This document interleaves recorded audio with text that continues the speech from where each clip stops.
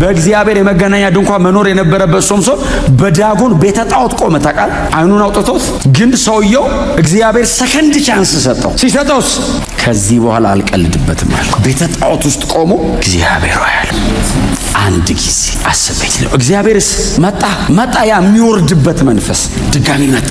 ሶምሶን ጸሎቱን ነበር መቀየር የነበረበት። አብሬ ልሙት ባይል ሰይጣን እስከ መቼ ነው ሰውን የሚፈትነው? እስኪወድቅ መቼ ድረስ ነው ታዲያ ሰይጣን የምናሸንፈው? ወደ ጌታ እስክንሄድ። እስከ መቼ በጽድቅ ልኑር? እስክትሞት ወደ ጌታ እስኪሄድ እደክማለሁ። ኦፍ ኮርስ የሚያግዝ እግዚአብሔር አለ። ሊያቀት ይችላል። አዎ የሚያግዝ አምላክ አለ። ጸጋ ይሰጣል፣ ኃይል ይሰጣል። ስታንድ እንዳትቀይር እንጂ እግዚአብሔር ከዚህ በኋላ 70 ሚስጠን 80 ሚስጠን ምንም ሚስጠን በሰጠን ዘመን አገልግለነው እናልፋለን። እግዚአብሔር ይሄ ልጅ ከመጸነሱ በፊት ነግሯቸዋል። ናዝራዊ ነው፣ የኔ ነው። ለናንተ ብቻ ሳይሆን ለራሴ ምን የሰጠኋችሁ የሚያድገው ለናንተ ደስታ ብቻ ሳይሆን ለኔም ክብር ነው ብሎ እግዚአብሔር እስራኤልን ከፍልስጤም አገዛዝ ነፃ ለማውጣት ይህንም ብላቴና እነሱ ቤት እያሳደገ እንደሆነ ስለገባቸው በቤታቸው እግዚአብሔር ላስቀመጠው ፕሮግራም ሲሉ የሚፈልጉትን እየተዉ ያማራቸውን እምቢ እያሉ ብላቴናውን አሳደጉት። መጠጣትና መስከር ቢያምራቸው ስለ ብላቴናው ሲሉ እግዚአብሔር እነሱ ቤት ስለጀመረው ፕሮግራም ሲሉ አይጠጡም፣ አይሰክሩም። እግዚአብሔር ስላዘዛቸው አያደርጉም። ይሄ ልጅ የሚያድገው በንጽህና ነው። በውስጣችሁ በቤታችሁ የተቀመጠው ነገር በቅድስና ነው የሚያድገው። ለምን? የኔ ነውና አለ እግዚአብሔር። የራሴ ነው። ይሄ ልጅ በሚሄድበት መንገድ አንድ ነገር ቢሆን ከእናንተ ራስ አልወርድም ብሏል እግዚአብሔር። ተጠንቅቀው አሳደጉት። እስከ 19 ዓመቱ ነው ይህን ልጅ መንከባከብ የምትችለው። በ19 ዓመቱ ሲያድግ በጾርዓና በኤሽታኦል ሸለቆ ምዕራፍ 13 የመጨረሻውን ቁጥር አንብቡት። በጾርዓና በኤሽታኦል ሸለቆ መካከል በዳን ሰፈር የእግዚአብሔር መንፈስ ሊያነቃቃው ጀመር ይላል። ሰውየው የሚነቃቃው ቤተ መቅደስ አይደለም። ሰውየው የሚነቃቃው ቸርች አይደለም። ሰውየው የሚነቃቃው ጫካ ውስጥ ነው። የሚወርድበት ኃይል የከተማ ቅጥር በር የሚነቀል ነው። ሰው አካባቢ አይነቃቃም፣ ይዞ ነው የሚሄደው። እግዚአብሔር እላዩ ላይ ኢንቨስት ያደረገበት ኃይል በሰው ልጅ ታሪክ እንደ ሶምሶን እግዚአብሔር ኢንቨስት ያደረገበት ሰው የለም።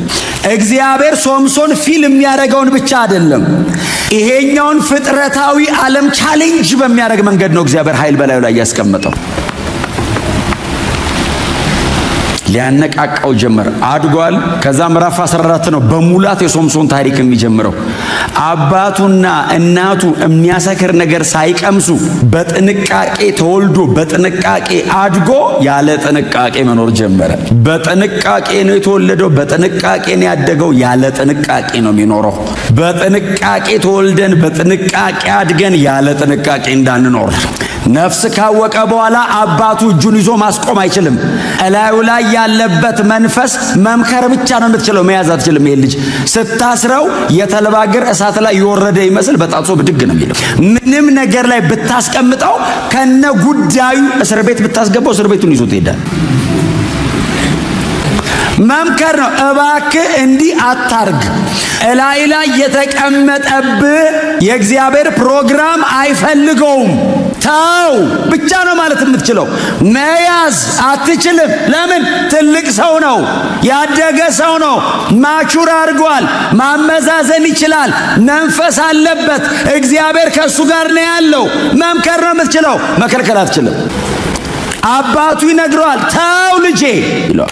መጀመሪያ ያደረገው ነገር ወደ ተምና ሄደ። ፍልስጤም ሰፈር ሄደና አንድ ሴት ተወደደ ይላል። ከዛ መጣና አባቱ እንደዚህ አለው፣ አጋባኝ አለው። ልጄ አለው። መምከር ነው አትችልም። አይሆንም ብትለው አትችልም። ተው ልጄ፣ ከእስራኤል መንደር ኪዳን ካለው ሕዝብ መካከል ላንተ የሚሆን ጠፍቶ ነው እዛ ሄደህ እንደዚህ ሚስት አጋቡኝ የምትለው? ወድጃታለሁ፣ አጋባኛል። ኧረ ሕጉ አይፈቅድም። አንተ ናዝራዊ ነህ፣ ጎናቸው ያለውን ሰው ለእግዚአብሔር የተለየህ ነህ በሉት። አትንካ ያለን አትንካ በሉት። ወድጄዋለሁ ፈለኳ አይባልም። ይሄ ቸርች ነው፣ ክርስትና ነው፣ ይሄ ህይወት ነው፣ ንግድ አይደለም፣ ስራ አይደለም፣ ይሄ ህይወት ነው። ካላጋባኝ ስለው ተው አለው።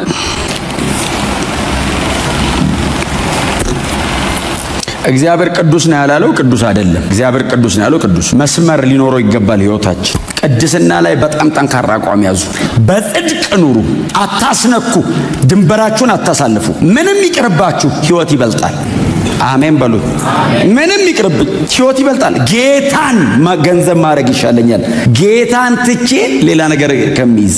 ምንም ቀርቶብኝ አንድ ጥቅስ አለ መጽሐፍ ቅዱስ ላይ ጌታ ኢየሱስ ክርስቶስ ለደቀ መዛሙርቱ ያላቸው ሰው ዓለሙን ሁሉ ቢያተርፍ ነፍሱን ግን ቢያጎድል ምን ይጠቅመዋል? አይገርማችሁም? የጌታ ኢየሱስ ክርስቶስ ንግግር ዓለሙን ሁሉ ቢያተርፍ ይሄ ሁሉ ዓለም የሱ ነው ቢባል ነፍሱን ግን ካጎደለ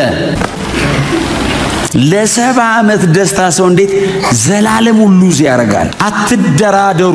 እግዚአብሔር በሰጣችሁ ነገር ክብር ለእግዚአብሔር። አትደራደሩ። እግዚአብሔር እናንተ ቤት ባኖረው በዚህ ታላቅ ጸጋ፣ በዚህ ህይወት አትደራደሩ። አትደራደሩ። ሶምሶን አገባ ይላል። ባይዘው ሄዶ አገባት ልጅቷን። ፍልስጤማዊት ናት ትሁና፣ ልቤ ፈልጓታል እምቢ ብሎ ሄዶ አገባ። ካገባ በኋላ ሰውየው ይኸውልህ ዝም ብሎ አግብቶ አይኖርም። አጀንዳ ስላለበት ይነካካቸዋል። ሄዶ ማላቸው ሄዶ ቁጭ ብሎ ዝም ብሎ አይኖርም። አግብቶ አይኖርም። አለበታ አያስቀምጥህም፣ አይመችህም ቦታው እና ይነካካቸዋል። አባትና እናቱን ወደ ፍልስጤም ይዟቸው ሄደ። ኑ ይዋት ይዞ ሲሄድ አሳየ። አባትና እናቱን አሳየ፣ አስተዋወቀ። አባቱና እናቱ በሐዘን ነው የሚመለሱት። ምክንያቱም እንዴት አድርገው እንዳሳደጉት ያውቃሉ። በሐዘን ነው የሚመለሱት። ፍልስጤም ሄዶ አገባ ብሎ በሐዘን። ከዛ ከአባትና እናቱን ሸኝቶ ከዛ ትንሽ ከረም ብሎ ሲመለስ አንድ የአንበሳ ደቦል መጣ ፊቱ። እኔ እኮ ይገርመኛል። አንዳንድ በህይወታችሁ የሚደረጉ ነገሮች ለሚሰሩ ነገሮች ማረጋገጫ አይደሉ። እግዚአብሔር እንደውም እድል እየሰጠን ቀይ መብራት እየተጣሰ ሰው እኮ ይለምዳል። ታውቃላችሁ፣ ቀይ መብራት ይለምዳል። አይናችን የመጀመሪያ ቀን ነው የምንደነግጠው። ከዛስ ቦግ ስንል መንገዱ መብራቱ ቀይ ነው ማለት ነው ይላል ሰው። አደጋ መሆኑን ረስቶ ሶምሶን እንደዛ እኮ ነው የሆነው። አዳብት አረገው ታውቃለህ መሳትን። ከዛ ሲመጣ አንድ ወጣት አንበሳ ነው፣ የአንበሳ ደቦል ይላል። በቃ ጎፈሪያው ለአንበሳ ከጫካ ወጥቶ ሊበላው ሲመጣ ይላል አይደል የጌታ መንፈስ በላዩ ላይ ወረደ ይላል። ከዛስ በእጁ ምንም የለም ይላል። ወክ እያደረገ ነበር ማለት ምንም በእጁ አልያዘም። ጠቦት እንደሚቆራረጥ አንበሳውን ቆራረጠ ይላል። ብኖር ባየው የዛን ቀን እንዴት ነው አንበሳ የሚቆራረጠው? አንበሳ ሲቆራረጥ ነው የምናውቀው። ታርጎ ጥሎት ብሎ መንገዱን ቀጠለ። እኔ አንበሳ ገዳይ እኮ አላለም፣ ዝም ብሎ ሄደ መንገድ። ከዛ ደግሞ አባቱ ቤት ደግሞ ከረማላ ተመልሶ ሲመጣ አንበሳ ሆድ ውስጥ ንቦች ማር ሰርተዋል። ከዛ አየና አንበሳ የሚቆራረጥ ሰው ንብ አይነድፈው፣ ዞር አድርጓቸው ማሩን በላ ይላል። ከዛ ነው በዛ ስለሚል ያዝ አረገና ወደ አባቱ ቤት ይዞ ሄደ እና ለአባትና ለእናቱ ሰጣቸው። ብሉ አላቸው። ከየት አምጥተህ ነው ሲሉት ከየት እንዳመጣ አልነገራቸውም ይላል። ለምን መሰለህ? የሞተ አንበሳ ነው። ናዝራዊ ነው፣ የሞተ ነገር መንካት አይችልም። ከሞተ አንበሳ ሆድ ውስጥ ቢል አባትየው ደፍቶ ነው የሚለው። ስለዚህ ዝም ብዬ ከሆነ ቦታ ነው ያመጣሁት። ቶሎ ይነካል ሶምሶን። ፍልስጤም ሄዶ እንደዛ ኢንጌጅ ማድረጉ ሳያንሰው የሞተ ነገር ይነካል። የሞተ ነገር መንካት አትችልም ብሎት ጎናቸው ያለውን ሰው አንተ የተለየነ የሞተ ነገር መንካት አትችልም፣ አይቻልም። እንኳን ማር አይደለም ለምን እንቁ አታገኝም? የሞተ ነገር ከሆነ ተከልክለሃል። ሕጉ አይፈቅድም። ለህይወታችን መስመር እናብጅ። ቅድስና ላይ አትደራደሩ። የምትኖሩበት ህይወት የኖራችሁ ቀን አይደለም፣ ከሆነ ጊዜ በኋላ ነው ዋጋ የሚያስከፍለን። የዕለት ሁለት ዋጋ አያስከፍለውም። ኢንጆይ ነው የሚያደርገው ሶምሶን። ማር በላ ግን አየህ መንገድ እየሳተ ነው። ይሄ አካሄዱ መጨረሻ ላይ የት ጋር እንዳደረሰው እንግዲህ አንብበናል አብረን። የዕለት ሁለት አይደለም የጎዳው ከተወሰነ ዓመት በኋላ ሲዘራ አያምም። እንደዚህ ነው የሚዘራው። ወደ አንተ አትዘራው፣ ማጨድ ነው ወደ ራስ። አየህ የሰበሰብከው ቀን ወደ አንተ ነው የምትሰበስበው። ስትዘራው ግን ወደ አንተ አይደለም። ምንም ላይ መስልሽ ሴንስ አታረገው። በጣም ማይነር የሚመስሉ ጥቃቅን ነገሮች ናቸው ለሰይጣን ግራውንድ የሚሰጡት። የሰይጣን ህጋዊ መቆሚያ ኃጢአት ነው። በሰው ህይወት ላይ እንደዚህ አይነት ልምምድ ካለ በስፒሪቹዋሊ በጣም ብዙ ኦፕሬሽኖች ሊኖሩበት ይችላሉ። ሊዋጋው ይችላል ጠላት፣ በጣም ይከፍትበታል ጦርነት። የትኛውም ውጊያ ከዚህ አይነት ነገር ጋር የሚያዝ ነው እያልኳችሁ አይደለም። ግን ኃጢአት እያደረገ ግን ሰው በፍጹም አታክ ያደርገዋል። ይኸው ደግሞ ኃጢአት እንዲሰራ ያደርገዋል። ደግሞ ይህ አልበቃውም ሶምሶን ከዛ ወደ አገሩ ተመለሰና አጥፋ፣ እግዚአብሔር ነግሮታል፣ ፍልስጤማውያንን አጥፋ ብሎ ነው የነገረው። አጥፋ፣ ከፍልስጤማውያን ጋር ህብረት እንዳይኖር አለው። ሄዶ አገባ። ማገባቱ አላነሰው።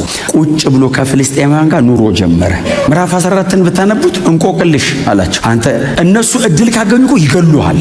እነሱ እኮ እያመቻቹት እኮ ነው፣ የሚገሉበት ነገር እኮ እየፈለጉ ነው። እሱስ ይጫወታል መሃላቸው። እንቆቅልሽ አቀለ አሉት አይደል? ምዕራፍ 14 ላይ ላምብብላች ከበላተኛው መብል ከብርቱም ጣፋጭ ነገር ወጣ። ምን ማለት ነው አለ። አጥፋ ተብለ እንቆቅልሽ። እነሱ ኃይል አንሷቸው ነው። ኃይል ቢያገኙ ሶምሶንን ቀድሞ ነው የሚያጠፉት። ምንድነው የሚለው ቃሉ? ከበላተኛ መብል ከብርቱም ጣፋጭ ነገር ወጣ ሲላቸው በዚህ 7 ቀን ውስጥ ከመለሳችሁልኝ እኔ 30 ምናምን ካባ፣ ካልመለሳችሁልኝ እናንተ ለኔ ተለዋጭ ልብስና 30 ካባ ታመጣላችሁ አላቸው። 3 ቀን ሞከሩ ይላል፣ አልቻሉም። ከዛ ሚስቱን ጠሯት። አንቺ አሏት፣ ፍልስጤም አይደለሽ እንዴ? እና ታዲያ ያገባሽው ልታዘርፊን ነው እንዴ? ልታስገድኝ ነው ባንቺ ምክንያት? ይሄንን ሚስጥር ጠይቂውና ንገሪን፣ ካልነገርሽን አንቺንና የአባትሽን ቤት እናቃጥሏለን አሏት። ወዳው አይደለም ማለት ነው፣ ከጀርባ ፕሮግራም ተይዞበት ነው ማለት ነው። ሲሪየስ አሜን ነው። በጣም ሲሪየስ ነው። ነዘነዘችው ተጠግታ። ሶምሶን አለችው፣ አቤት። አትወደኝም? እወድሻለሁ። ታዲያ ሚስጥሩ ምንድነው? ከበላተኛ ምናምን ከሚባላ የሚበላ ከሞነ ነገር ጣፋጭ ምንድነው እያልክ ያለው ምን ማለት ነው ብላ ንዝንዝ ስታደርገው ከአንበሳ ሆድ ውስጥ ማር አውጥቼ ነው ብሎ ሚስጥሩን ነገራት። ሄዳ ነገረቻቸው። በ7ኛው ቀን 30 ካባና ተለዋጭ ልብስ በሚያመጡበት ቀን ሄዳ ስትነግራቸው መጡና ነገሩት። እንደገና ድጋሚ ተረተ ሶምሶን። ቁጥር ስንት ላይ መሰላችሁ? ምዕራፍ 14 ቁጥር 18 ላይ ከማር የጣፈጠ ምን ተገኝቶ አሉት። እሷ ናታ። ከአንበሳ ወዲያ ብርቱ ከየት መጥቶ አሉት። አንበሳ ገለ ማር አውጥተው ነው አሉት። ከዛ ምንድነው ያላችሁ ሶምሶን? በጊደሬ ባላረሳችሁ እንቆቅልሽንም ባልፈታችሁ አለ። ተረት ጀመረ ቁጭ ብሎ። አጥፋ የተባለው ሀገር ቁጭ ብሎ ተረት። የኛ ሀገር ሰው ሆኖ አረፈ ተረት። እነሱ ፍልስጤማውያን ናቸው፣ ይተርቱ። ምን ፕሮግራም አላቸው? ምንም ፕሮግራም የለባቸውም። እሱስ አጀንዳ አለ ላዩ ላይ። የሰው አይደለም፣ የመለኮት አጀንዳ። አጀንዳው የፋሚሊው አይደለም፣ የኔሽን ነው። እግዚአብሔር እንደ ሀገር እስራኤልን በሱ በኩል ነፃ ለማውጣት ነው የቀባው።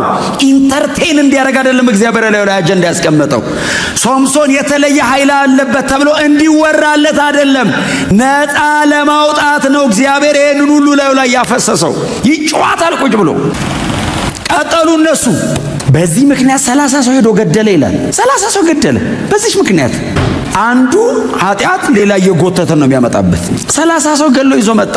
በዚህ ምክንያት ተበሳጨልና፣ ስሙኝ፣ ተበሳጨልና ተነስቶ ወደ አባቱ ቤት ሲሄድ ሚስቱን ይኸውላችሁ፣ እዩት ምን አይነት ላይፉን እንዴት ሚዝረብል እንዳረጉበት። ሚስቱን ወስደው ለመጀመሪያ ሚዜው ዳሩበት ይላል። እንዴት ሊያመሳቅሉት ፕሮግራም እንዲያዙ ሚስቱን ብድግ አድርገው ወስደው ለመጀመሪያ ሚዜው ዳሯት። አባቱ ቤት ከርሞ ተመልሶ ሲመጣ ሚስቴ ሲል በቃ አንተ ወደ አባት ቤት ሄድክ እኮ መስሎን ለመጀመሪያ ሚዜ ዳርናት። እንደውም ሁለተኛዋ ልጅ እንደውም እኮ ከሱ የተሻለች ቆንጆ ናት፣ ለምን አታገባትም አሉት። ሌላ ህይወት፣ ሌላ ፕሮግራም፣ ሌላ አሳይመንት ይሰጡታል። የእግዚአብሔርን አስጥለው የእነሱን እንዲኖር አረጉት። አትፍቀዱ። አሜን በሏ። እምቢ በሉ። እምቢ ኖ፣ ሌላ አጀንዳ አለብኝ እኔ አልፈቅድም፣ እድል አልሰጥም፣ አላረገውም። ልታጠፉ እግዚአብሔር አጠገባቸው ያመጣውን ነገር በፍጹም። ቀጠሏ። በዚህ ምክንያት ሶምሶን ደግሞ እንደገና እስራኤልን መበቀል ፈለገ። ሊበቀል ሲፈልግ የእግዚአብሔርን ኃይል ይፈልጋል። ሊስት ሲፈልግ ህጉን ይጥለዋል። ከዛ ሶምሶን ወደ ጫካ ወረደና 300 ቀበሮ ጣራ። ይገርመኛል ግን የድሮ ሰው የፈለገ ኃይል ቢኖርብህ አንተ ቀበሮ ጣራለን። 300 ቀበሮ እንዴ ብዙ ሰው የለም ማለት ነው ያኔ። በቀበሮ በምናምን ነው የሚጠቀሙት። 300 ቀበሮ ጣራ ያለ ቀበሮ አሁን እንዴት አንደርስታንድ ያደርጋል? ቀበሮ አንደርስታንድ የሚያደርገው ሰው ነው። ምን አይነት ኃይል ነው? ምን አይነት መለኮታዊ ፌቨር ነው በቀበሮ ፊት የሚያቆም? ቀበሮ እኮ ናቹራሊ እንዳትጠጋው የሚያደርግ ብዙ ምክንያት አለ ነው እዚያውን ማልናገረው። በጣም ብዙ አይነት ምክንያት አላት ቀበሮ። በዚህ ጠጋ ብትላት እንድትሸሻት ነው ከመናከሱ ከአውሬነቱ ውጪ። 300 ቀበሮ ሰበሰበ። ዙሪያው ክብ ሰርተው ቁጭ አሉ። ስብሰባ አረገ ቀበሮቹ። ከዛስ ሁለት ነው አላቸው። ሁለት አረጋችልን። አንተ አውሬ ቀበሮ እኮ ነው ከጫካ እኮ ነው የመጣው፣ አስለምዶ እኮ እንዳይመስልህ። ሁለት አድርጎ ጭራቸውን አንድ ላይ አድርጎ ችቦ ላያቸው ላይ ያሰረ። 150 እንደማለት ነው አይደል? በሁለት ጥንድ ሲሆን 150 አድርጎ ጭራቸው ላይ ችቦ አድርጎ ችቦውን እሳት ለኩሶ ወደ ፍልስጤም እርሻ ሂዱ አላቸው። ወደ ቤቱ የተመለሰ ቀበሮ የለም። አንተ አጋጣሚ አይደለም ማለት እኮ ነው ነገሩ። ወደ ፍልስጤም እርሻ አቃጠሉ ይላል። ሳይ ብሎ እነሱ እርሻ ሲያቃጥሉ እንግዲህ ያው በዛው አቃጥለው ቀበሮቹ ምን ይሁኑ ከዛ ያው ታሪክ ውስጥ የሉ። ሶምሶንና ደሞ ሌላ ታሪክ ደሞ ሊሰራ ነው ሰውየው። ነፃ ለማውጣት የሰጠውን ኃይል ለተለያዩ ነገሮች አዋለው። የማይተካ ነገር ምን እንደሆነ ታውቃላችሁ? በሰው ዕድሜ ታይም፣ ሲዝን፣ ወቅት፣ ጊዜ። ይሄንን ኃይል ሊያባክነው ይችላል። ጊዜውን ከየት ያመጣዋል? ዕድሜ። ትላንት አሁን ብትለምን፣ ብትጾም፣ ብትጸልይ፣ ብትተጋ ትላንት አይመጣም፣ ሄደ። የሚካስ ምናምን አዲስ ዘመን ይሰጣል፣ ምንም ጥያቄ የለውም። ትላንትናስ አለፈ። ዛሬን ካላስተዋልኩት ያልፋል። ዕድሜ፣ ወቅት። እግዚአብሔር ሊጠቀምበት ፕሮግራም አድርጎ የሰጠኝን ጊዜ ሉዝ ሳደርግ የጨረስኩት ድረስ ይባርከኛል፣ ይሸልመኛል፣ የቀረኝን ግን ይጠይቀኛል። ኢያሱ ትዝ ይላችኋል። በጣም ሰክሰስፉል ሊደር ነው አይደል? ኢያሱ በጣም ስኬታማ ከሚባሉ መጽሐፍ ቅዱሳችን መሪዎች ማለት አንዱ ኢያሱ ነው። በጣም የሚገርም ሊደር ነው። ባይዘው እስራኤልን ይዞ አትገባይልና 31 ነገስታት ነው አይደል ያሸነፈው? 31 ነገስታት ድል አረገና ሲያየው በጣም ተሳክቶለታል።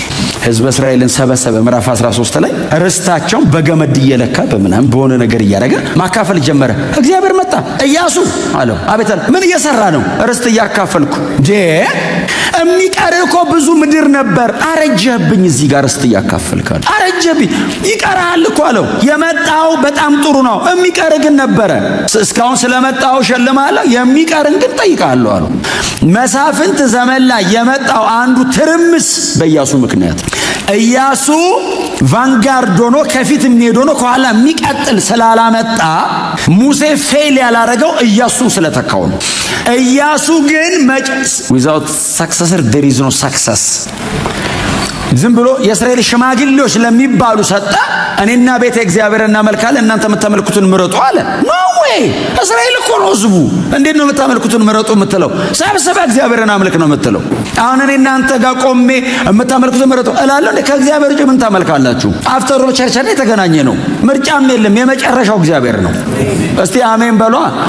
እኔና ቤተ እግዚአብሔር እናመልካለን እናንተ እንዴ? ለአሞራውያን አማልክት ህዝብ፣ ለኬጢያውያን ለምናምን ይሸኛል እንዴ? ብድግ ብሎ ፌርዛውያን ነው ማመልካው ቢል እስራኤላዊ እንዴት አድርግ ነው የምትሸኘው? ከግብጽ ምድር እግዚአብሔር አውጥቶ አምጥቶት ያን ሁሉ እግዚአብሔርን ተአምር ያየ ሰውዬ እንዴት ነው ለአሞራውያን ጣዖት አሳልፈ የምትሰጥ? ጥቅሱ በራሱ በጣም ቆንጆ ጥቅስ ነው። ከኢያሱ አውድ አንጻር ግን ከባድ ነው። ማድረግ የለበትም ኢያሱ። ህዝበ እስራኤልን ለእግዚአብሔር ማሰገድ ነው ያለበት። እኔና ቤቴ ብቻ አይደለም፣ የህዝብ መሪ ነው እሱ። ኔሽን ነው ከኋላ ያለው። ኑ እግዚአብሔርን ተከተሉ። ሙሴን አታየውም እንዴ? ጥጃ ሰርተው ሲያስቀምጡ ሊደረግ እንግዲህ ጥጃ ሰሩ ነው እንዴ ያለው? ፈጭቶ በጥብጦ አጠጣቸው ነው የሚለው። ባይዘይ አጠጣቸው። አጣ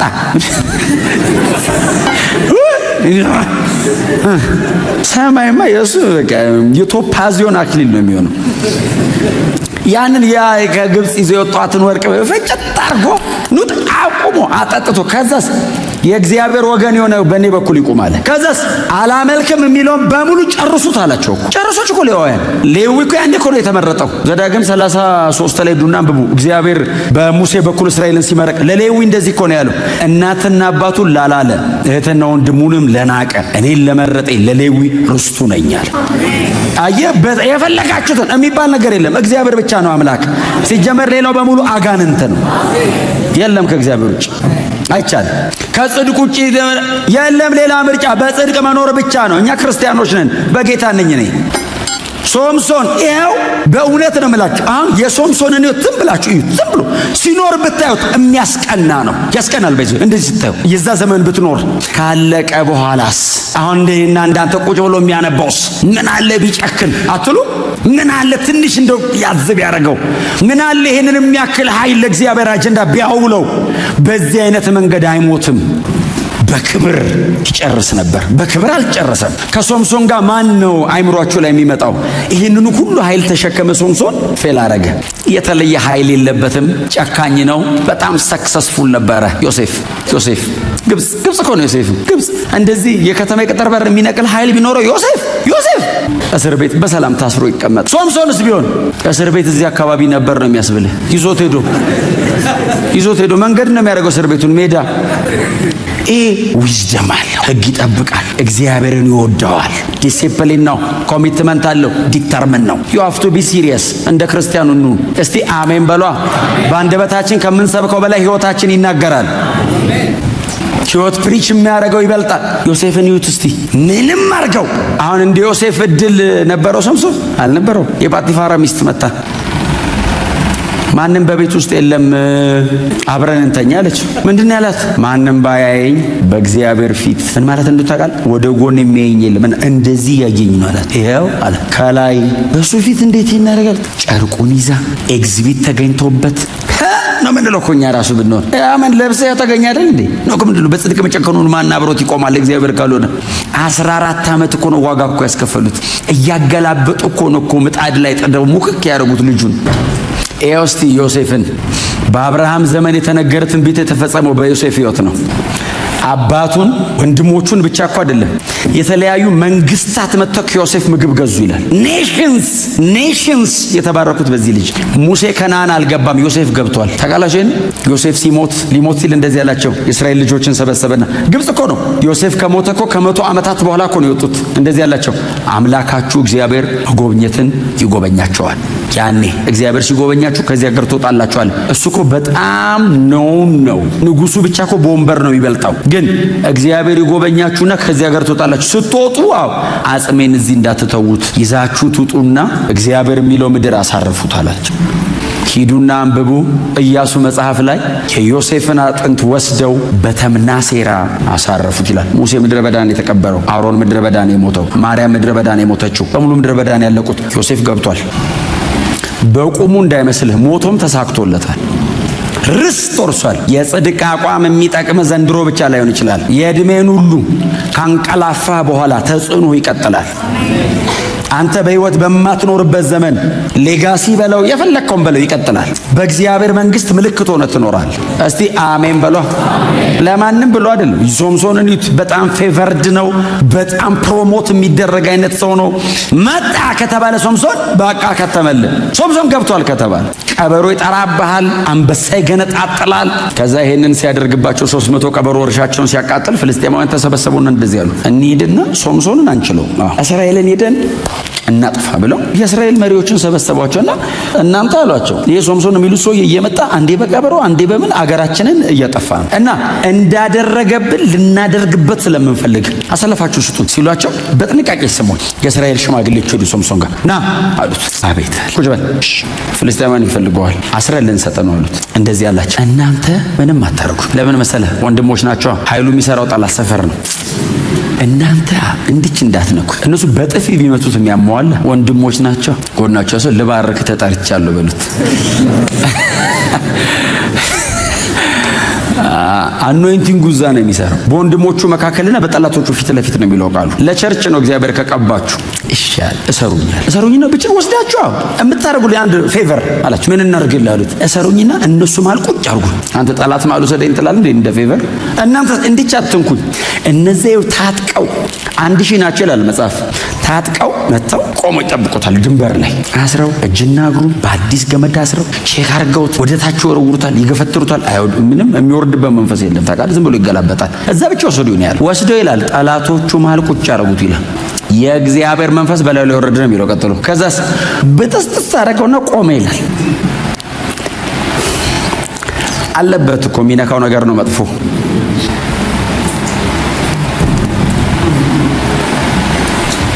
የእግዚአብሔር ዓላማ ካለብን የጠላት ዓላማ የምትሆነው ምንም ተሌለበት ጠላትም አይፈልግህም። በዝም ብሎ የተኛ ነው የሚልህ። አጀንዳ ካለብስ እድል ከሰጠ ታጠፋላ ብዙ። ስለዚህ አሳይመንት ነው የሚሰጥ። ከዛ መጽሐፍ እንደዚህ ይላል፣ በትስትስት አድርጎት ቆሞ አንተ ዝም ብሎ አይዋጋም እንዴ? ዞር ሲል ይላል ገና ትኩስ ሆኖ የወደቀ የአህያ መንጋጋ አገኘ ይላል። ናዝራዊ ነው፣ የሞተ ነገር መንካት አይችልም። ትኩስ ነው፣ የቆየ ነው። ብድግ አደረገው ይላል። ከዛ መታች ይላል። 1000 ሰው አንተ በአህያ መንጋጋ ምን መንጋ ነው የሚመታቸው? መጽሐፍ ነው ክምር በክምር አረጋው እኮ ነው የሚለው። እንግዲህ እየመታ 1000 ሰው በጣም ብዙ እኮ ነው እንዴ! ኦልሞስት የጉባኤ በሉት ዲስ ይወረወረ ከምሮ ሲጨርስ እኔ ሶምሶን ብሎ ላንብብላችሁ እንዴ ፎከረ የሚል ቃል አለ። በጣም ከኛ ጋር ይመሳሰላል። ተረት ፉከራ እዩት። ምዕራፍ 15 ቁጥር 16 እንደዚህ ይላል፣ ሶምሶንም በአንድ የአህያ መንጋጋ 1000 ሰው ዘራሪ ፉከራ እኮ ነው። 1000 ሰው ዘራሪ በአንድ የአህያ መንጋጋ 1000 ሬሳ አነባባሪ ብሎ ፎከረ ይላል። እኔ አይደለሁም እንግዲህ ያላችሁ ፎከረ። እኔ ምንም ስብከቱን ለማድረግ ብዬ ጥቅስ ነው ያነበብኩት። ፎከረ ከዛ ጥም ያዘው። ጥም ሲያቃጥሎስ ጮኸ፣ እግዚአብሔር ሆይ ይህንን ሁሉ ድል ሰጠኝ፣ እንደዚህ አሸንፌ በጣም ልገለኝ ነው እንዴ? አንድ እጅ አቀብሎ የሚያጠጣኝ በጣም ልሞት ነው ወይ ሲለው፣ በጣም የሚገርማችሁ እግዚአብሔር አለት አዘቅቶን ነው የሚለው። እሱ ጋር አለት ሊትራሊ አለት ነው የሚለው ትክክለኛው ቃል። አለት ሰነጠቀለት ይላል፣ ውሃ ጠጣ ይላል። ግን በቃ እግዚአብሔር በአለው በጣም ብዙ እንደገና ይለዋል። ሶምሶን መጨረሻ ላይ ሰይጣን አንድ ደሊላ የምትባል ሴት አስተዋወቀ።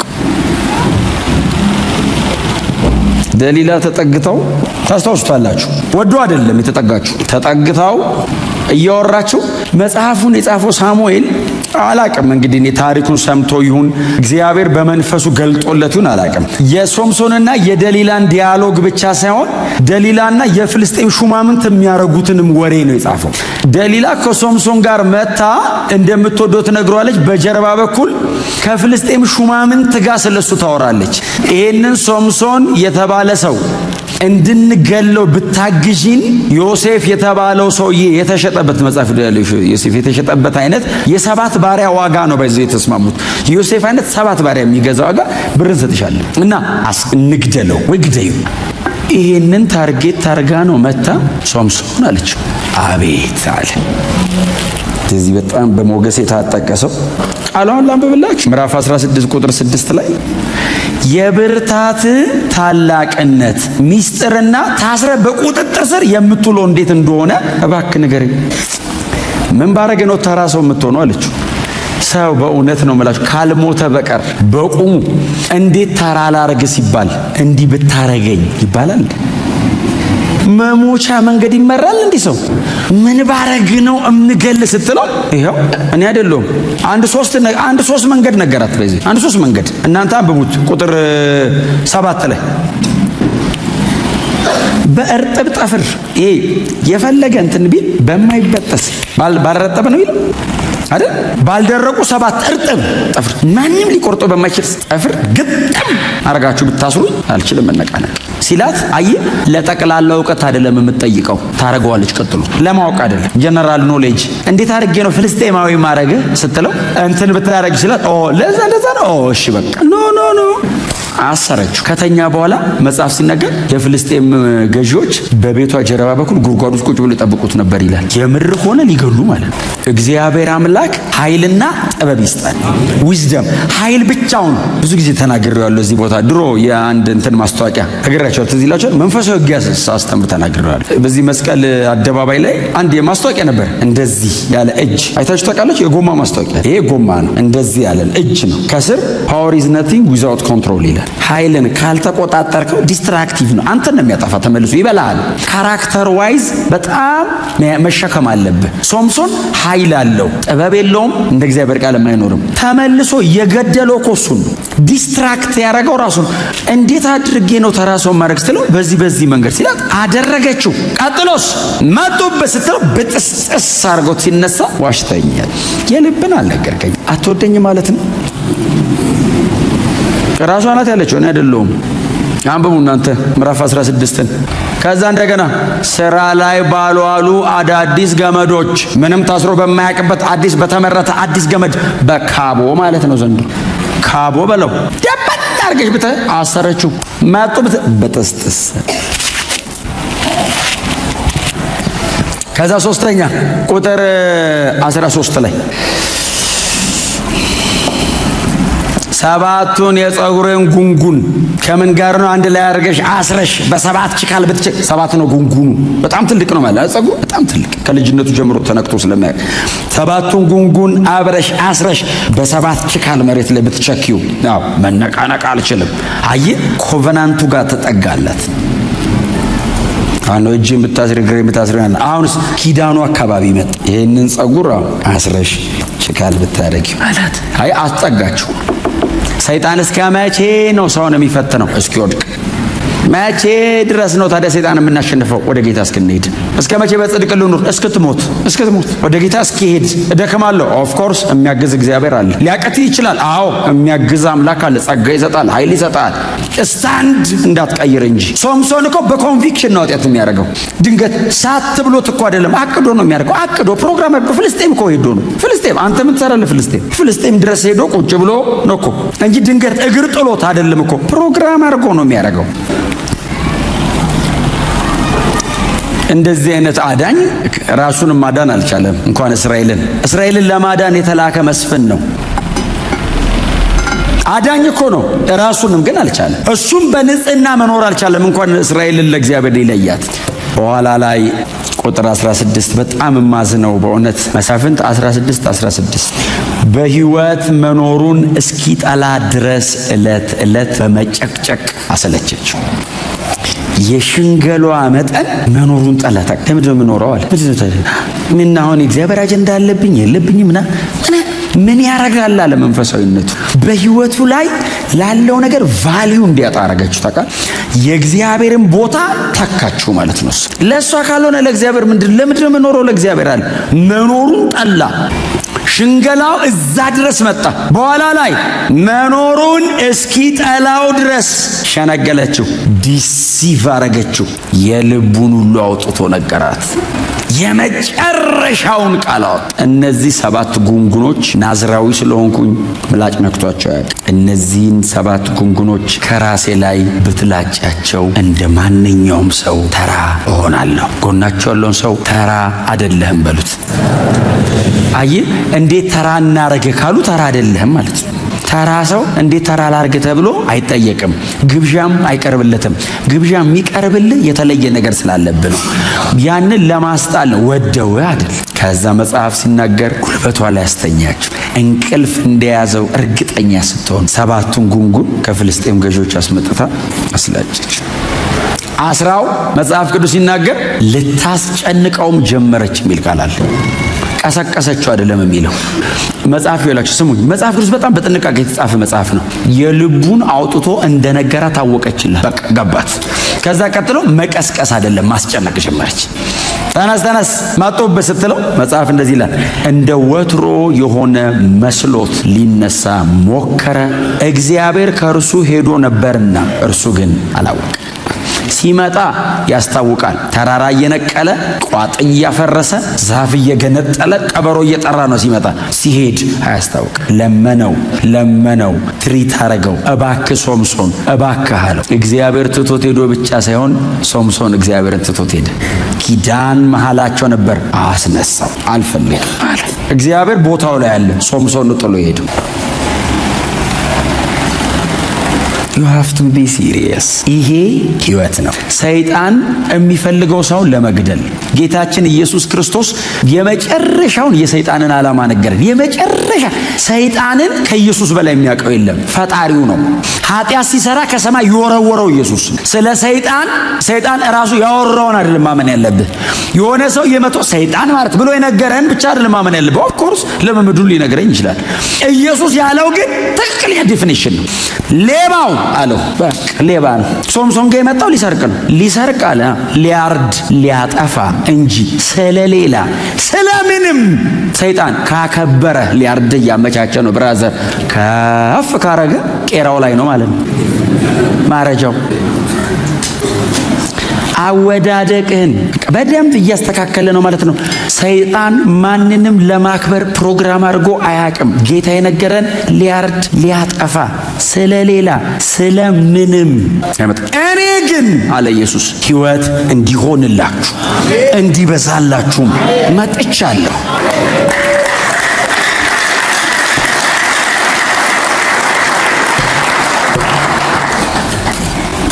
ይሄ ወጣት መጽሐፍ ሲናገር ያዙት ይላል። ከዛን ቀን ወዲህ ደሊላ የምትባል ሴት አይቶ አያውቅም። የወደደችው ተራ እስኪሆን ነው። የወደደችው አጀንዳውን እስኪጥል ነው። አብራው በጣም የወጣችው የገባችው እንደዚህ ልክ ሲሆን አይኑን አወጡት ይላል። ከዛ አሰሩት ይልና በጣም ግን እግዚአብሔር ምን አይነት አምላክ ነው፣ የሶምሶን ጸጉር እንደገና ማደግ ጀመረ ይላል። እግዚአብሔር ሶምሶን ሲመለስ እግዚአብሔር መለስ አለ። እግዚአብሔር ሆይ ማረኝ ሲለው ጸጉሩ እንደገና ማደግ ጀመረ። ከቤተ ጣዖታቸው ተሰብስበው ሶምሶንን ከእስር ቤት አመጡት ይላል። አመጡትን አየ ዋርፌሩ የሶምሶንና የነሱ አይደለም፣ የዳጎንና የእግዚአብሔር ነው። እንደዚህ ያሉ አምላካችን ዳጎን አሸነፈ አሉ። አሸነፈን አይደለም ያሉት፣ አምላካችን ዳጎን አሸነፈልን። ስፒሪቹዋል ነው። አየ ዋርፌሩ የአይምሮ አይደለም፣ የኔ መውደቅ አይደለም ፕሮግራማቸው። በእኔ መውደቅ ውስጥ የሚሰደብ የእግዚአብሔር መንግስት ነው ፕሮግራማቸው። አየ አንተን ጣሉ አልጣሉ እሱ አይደለም ፕሮግራማቸው። ካንተ ጀርባ የሚያጠለሹት የወንጌል ፕሮግራም አለ። አይ አታው ለፌል አረጋ ለምን ዝም ብሎ እኮ ነው ኢየሱስ ምናምን የሚሉት ነው የሚባለው። ፕሮግራሙ የኪንግደም ነው፣ ፐርሰናል አይደለም። የኔ አይነት 100 ምናምን ሚሊዮን ሰው አለ ኢትዮጵያ ውስጥ። ጥላውን የሚባል ግለሰብ ወደቀ ቆመ፣ እሱ አይደለም። ከኔ ጀርባ የእግዚአብሔር መንግስት ስም ተጠርቷል። ከእያንዳንዳችሁ ጀርባ የተጠራ የኢየሱስ ስም አለ። አንተ አበላሸ፣ አንተ ወደክ ማለት ብቻህን አትወድቅም። ኪንግደም ከጀርባ እንደ ራሴ ነን እኛ የእግዚአብሔር መንግስት አምባሳደርስ ነን። እኔ እግዚአብሔርን ወክዬ ነው መሬት ላይ ያለሁት። የኔ የምለው ህይወት የለኝም፣ የጌታው ነው ከዚህ በኋላ። ስለዚህ ጥላውን ቢሳካለት እግዚአብሔር አሳካለት ነው። ጥላውን ደግሞ ቢያበላሽ እግዚአብሔር አልቻለም ነው። የሀፍቱ ቢሲሪየስ ንቁ፣ እንደዚህ አይነት ነገር ላይ ንቁ። ኪንግደም ነው የወከላችሁት። ሶምሶን አልገባውም። ኢንጆይመንቱ የብቻው፣ ውድቀቱ የብቻውን የመሰለው ነገሩት። መጨረሻ ላይ ሰብስበው አቁሙ ነገሩት። አምላካችን ዳጎን ያንተን አምላክ አሸነፈው አሉት። ለአምላካቸው ለዳጎን ክብር ሰጡ። ሶምሶንስ በእግዚአብሔር የመገናኛ ድንኳን መኖር የነበረበት ሶምሶን በዳጎን ቤተ ጣዖት ቆመ። ታውቃል? አይኑን አውጥቶት ግን ሰውየው እግዚአብሔር ሰከንድ ቻንስ ሰጠው። ሲሰጠውስ ከዚህ በኋላ አልቀልድበትም አለ። የሚመራው ልጅ ጠጋ አለውና ቤተ ጣዖቱ የተደገፈባቸውን 2 ምሰሶች በእጅ ያስይዘኛል። በጣም ነው የምወደው። የእግዚአብሔር ርህራሄ አይገርማችሁ? ቤተ ጣዖት ውስጥ ቆሞ እግዚአብሔር ያለ አንድ ጊዜ አሰበኝ። እግዚአብሔርስ መጣ ያ የሚወርድበት መንፈስ ድጋሚ መጣ። ሶምሶን ጸሎቱን ነበር መቀየር የነበረበት።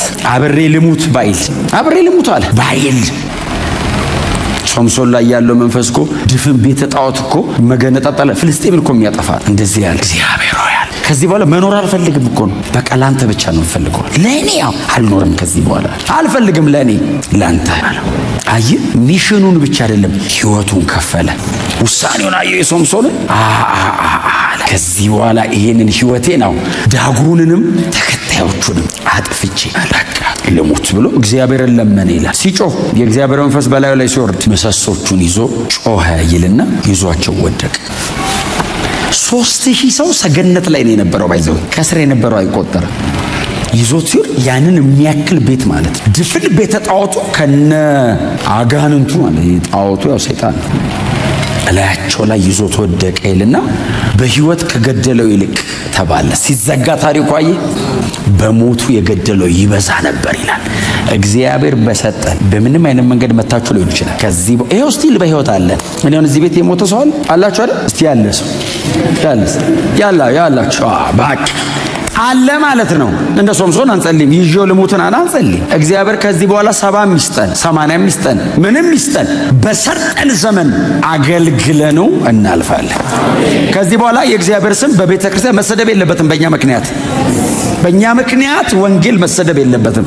እግዚአብሔር አንድ ልጁን የከፈለበትን አንድ ልጁን መስዋዕት ያደረገበትን ወንጌል እግዚአብሔር በእኔና በእናንተ ዘመን ስታንዳርዱን አስጠብቆ ያስጨርሳል። በኋላ ላይ ወንድሞቹ መጡ፣ ሰሙ። ሶምሶን ስንት ሺህ ህዝብ በቤተ ጣዖት ውስጥ ገደለ፣ ግን እሱም አብሮ ሞተ የሚል ያ በመላእክ ተነግሮ በእግዚአብሔር ፕሮግራም የተወለደ ልጅ ሞተ ተብሎ ተጻፈ። ሞተ፣ ሶምሶን ሞተ። መጡ ይልና ወንድሞቹ ያኔ እግዚአብሔር የሚያነቃቃበት ቦታ ላይ ምዕራፍ 13 የመጨረሻው ቁጥር በጾርዓና በኤሽታኦል ሸለቆ የእግዚአብሔር መንፈስ ያነቃቃው ነበር የሚለው እዛ የሚነቃቃበት ቦታ ወስዶ ቀበሩት። መነሻው ላይ ወስደው ያንተ መቃብር እዚህ ነው አሉት። ከእግዚአብሔር ጋር የተገናኘበት ኢንካውንተር ያለበት ቦታ ላይ ብለው ወስደው አሳረፉት። ምክንያቱም የሶምሶን ታሪክ ከእግዚአብሔር ጋር ነው የጀመረው። የሶምሶን ታሪክ ከሌላ ሰው ጋር የለውም። አንተ ከእግዚአብሔር ጋር ነው አሉ። እንደዚህ አይነት በብዙ ድካም፣ በብዙ ውድቀት፣ በጣም በብዙ አቅም ማጣት ውስጥ የኖረ መሪ ነበራት እስራኤል። ሰይጣን ሶምሶንን ለመጣል 20 ዓመት ነው የለፋው። በ20ኛው ዓመት ተሳክቶለት ሶምሶንን አገኘው። የአዲስ ኪዳን መሪያችን ኢየሱስ ነው። ሞዴላችን ክርስቶስ ነው። የሚታደገን መስፍናችን ኢየሱስ ነው። ንጉሳችን ክርስቶስ ነው። የመሳፍንት መጽሐፍም ላይ አፍተሮል እነዚህ መሳፍንቶች እንደ ጥላ ናቸው። 11:28 ላይ የእስራኤል ታዳጊ እግዚአብሔር ነው የሚለው። እግዚአብሔር ነው የእስራኤል ንጉሷ ነው የሚለው። ምዕራፍ 6 ቁጥር 28 አካባቢ ጌዲዮን ለእስራኤል ሰብስቦ ንገስብን ሲሉት እኔ ንጉሳቸው አይደለሁም እግዚአብሔር ነው ንጉሳቸው አላቸው። እነዚህ ጥላ ናቸው። ይደክማሉ፣ አቅም ያጣሉ፣ ኃይል የላቸውም። በተለያየ አጋጣሚ እንከን፣ ሽንፈት፣ ድካም ይታይባቸዋል። ፍጹም አዳኝ አለን። በምንም አይነት መንገድ ኃጢአት አልባ የሆነ አዳኝ አለን። በድካሙ ሳይሆን ስለ ሰው ልጆች ኃጢአት በመስቀል ላይ እርቃኑን የሞተ አዳኝ አለን። አባቶቻችን ደክመው ነው የሞቱት። ኢየሱስ ግን ስለ ኃጢአቴ ነው የሞተው። ስለ እኔ ሲል ነው። የሰራሁት በደል፣ የሰራሁት ኃጢአት ሞት ያስከፍለኛል። ስለዚህ ያንተን ሞት አምጣ ብሎ ኃጢአት የማያውቀው እርሱ ስለ እኔ ኃጢአት በመስቀል ላይ ሞተ። ፍጹም አዳኝ አለኝ። አዳኝ አልፈልግም። የሚነሳ መስፍን አልጠብቅም። ኦልሬዲ ተነስቶልኛል። ጌታ ኢየሱስ ክርስቶስ ስለ ኃጢአተኞች በመስቀል ላይ ሞቷል። እምናየው እምንከተለው ለዘላለም ነፃ ያወጣን መስፍናችን ከፊታችን አለ። ሞቶ አልቀረም። ሞትን ድል አድርጎ ደግሞ ተነስቷል።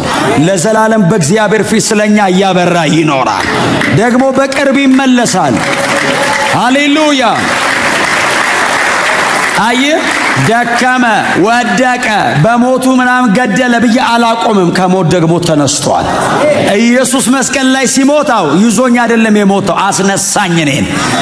ኢየሱስ ሲሞት ሞትን ገሎ በእርሱ ሞት ለኔ ሕይወት ተሰጠኝ። ሶምሶን ሞተ፣ ታሪክ አለቀ። ኢየሱስ ሲሞት የኔ ሕይወት ጀመረ። ኢየሱስ ሲሞት እኔ ከአብ ጋር ታረኩኝ። የዘላለም ሕይወት በር በኢየሱስ ሞት ተከፈተ። እንደነዚህ ሰዎች ኢየሱስ ሞተ፣ ታሪክ አለቀ አይደለም። ኢየሱስ ሞተ፣ እኔ በሕይወት ኖርኩ። እኔ የምሞትበትን ኢየሱስ ሞተው፣ ሞተ። አለኝ መስፍን፣ አለኝ ንጉስ፣ አለኝ አዳኝ። ዘላለማዊ ንጉስ ነው። የሚቀባ የሚመጣ የለም ከዚህ በኋላ። ተቀብቶ የነገሰ አለ። ሃሌሉያ። ለዚህ ህዝብ ሌላ አዳኝ የለውም። ኢየሱስ ብቻ ነው አዳኝ። ለዚህ ህዝብ የሚመጣለት ሌላ ተስፋ የሚደረግ ነገር የለውም። መሲያችን ክርስቶስ ነው። የሚመጣልን እሱ ብቻ ነው። እማያዋጣው አቅም አጣው፣ ኃጢአት አንገላታኝ፣ ህይወቴ ደከመ፣ ተሰቃየው፣ እንዴት አድርጌ ልውጣ የምትሉ ሰዎች ካላችሁ ኢየሱስ አለ። እኔ የከሌ ነው አልልም። በቃ የመጨረሻ ተሰብስበን የምናየው ኢየሱስ አለ። በቃ እሱ ኢየሱስ ክርስቶስ ስለ እኔ ኃጢአት መስቀል ላይ ሞቷል። ስለ ሰው ልጆች ሁሉ ኃጢአት መስቀል ላይ ሞቷል። በቅርብ ተመልሶ ይመጣል። በእርሱ የሚያምኑትን ሰብስቦ የመሰረተው መንግስት ውስጥ ያስገባናል። ያዘጋጀልን ስፍራ ይወስደናል።